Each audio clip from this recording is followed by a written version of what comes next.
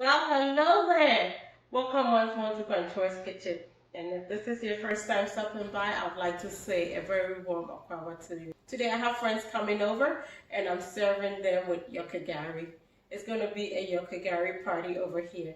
And we are going to have good old street kind of yagari, not just, the regular beans and cocoa. And we're going to make it just like the street style. Let's make it, and it's going to be quite an experience. I thought to share the recipe with you and I hope you like it. My friends will be here anytime soon. My beans is already soaked and I'm going to start boiling it right now. So I hope you enjoyed this video like all other videos, and kindly continue to like, share, comment, and subscribe to the channel if you have not subscribed. Okay, it's yagari time, so let's get moving. So I have 2 pounds of black eyed peas, and that makes about 4 cups of beans, and I'm going to soak this. And this I soaked for about 6 hours. I did this early morning, and it's actually the same day that Ivana and I made the popsicles. So I soaked these and we went ahead to make the popsicles. We went out, she had a party to attend, and we came back within 6 hours from when it was soaked. And then, so this is how it looked like when we came back. It's almost like how it would be overnight, because overnight is almost like about 8 to 12 hours, and look at it. It has swollen and more than doubled in size. So I strained the water with all that foam on the surface, and now I'm actually washing my beans. You want to wash it so you prevent any more of that foam or whatever causes the gas. That's what I believe. And that is what I'm doing now. And now it is thoroughly washed, so I'm going to transfer it into my saucepan and add some water to cook. And the water, I just brought it just a little bit above the beans. You see, it's already a big pot of beans. And then I let it cook. 15 minutes into the cooking time, I see all this foam come on the surface, which is typical for most beans when you're cooking. And I'm just trying to get rid of some of it. There's really no scientific reason for doing this. You could just let your beans cook that way and it's still gonna be fine, but this is just habit. Sometimes I do it and it is perfectly okay. That's what I've come to find out, to just let it be. So correct me if I'm wrong on that. And I just stir it a little bit and just let it go. And I really didn't cover it anymore once it started boiling. And so I let it cook for a total of 40 minutes. So at this point it has cooked for about 45 minutes. And it is almost perfectly cooked now. I just add some water, and now I have these herrings, about 6 to 8 small herrings, and I have my momone, which is fermented fish. I'm just going to put some in here to cook the beans with, and I have broken my herrings and washed them as well, and I'm going to add these and let them cook.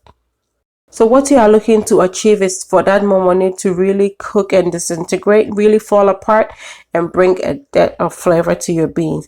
And the herrings is also going to add some flavor and aroma to your beans, as well as really improve the taste. And so I've added 3 teaspoons of salt, because this is a huge pot of beans. Trust me, this is a 7.5 quart saucepan that I'm cooking this in. Yes, it's gonna be a real yagari fest. And so I'm going to blend also my peppers, ginger, and onion, and that I'm going to add to the beans. The momone that was on the plate will go in the palm oil later. So I blended these, and here they go right now.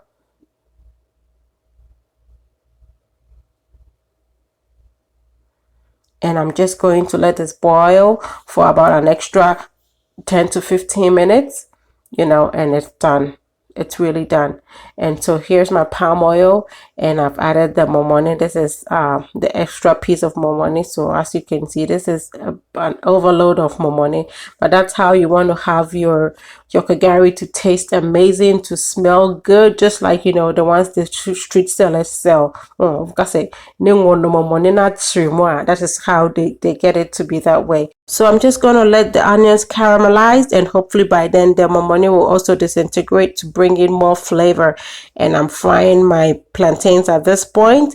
And when everything was ready, I have all my friends here. And yes, as you can see, it was a full table with all the spread. I brought the street to the table.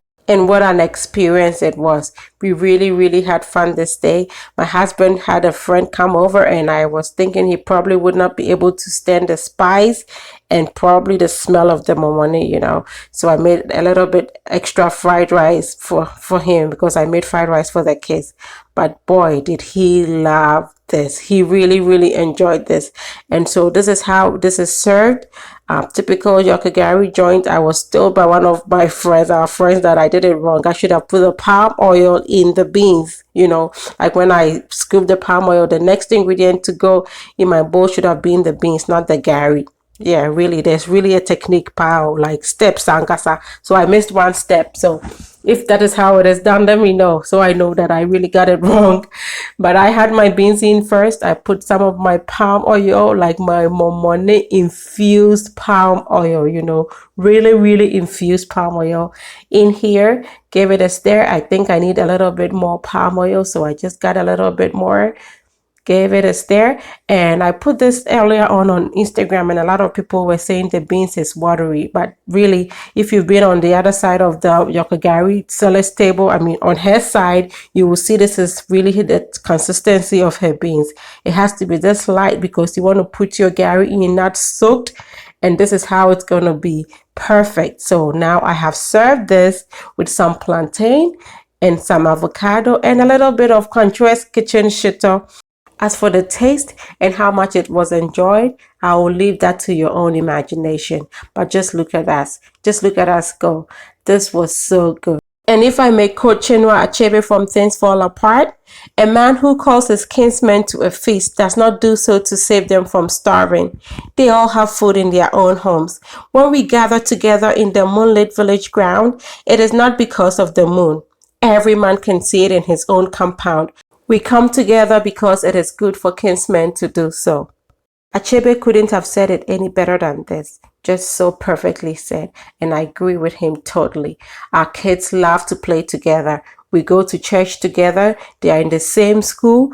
They see each other 6 days out of the week, but they always want to play together. And so we try to meet up as much as we can on the weekends in each other's homes. And when we gather, there's always going to be a meal.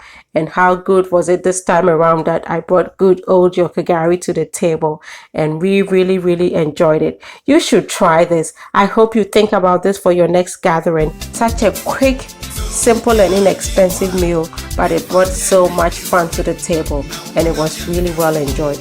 I almost forgot about my banana leaves, but when I remembered and brought them out, some of us who had not yet dished ours enjoyed ours in these leaves, and boy, what an experience it was. A real taste of home it was. We really had a good time, and I really hope you give this a try. You will love it. And until I come your way next time with something delicious, be loving, be kind, be happy.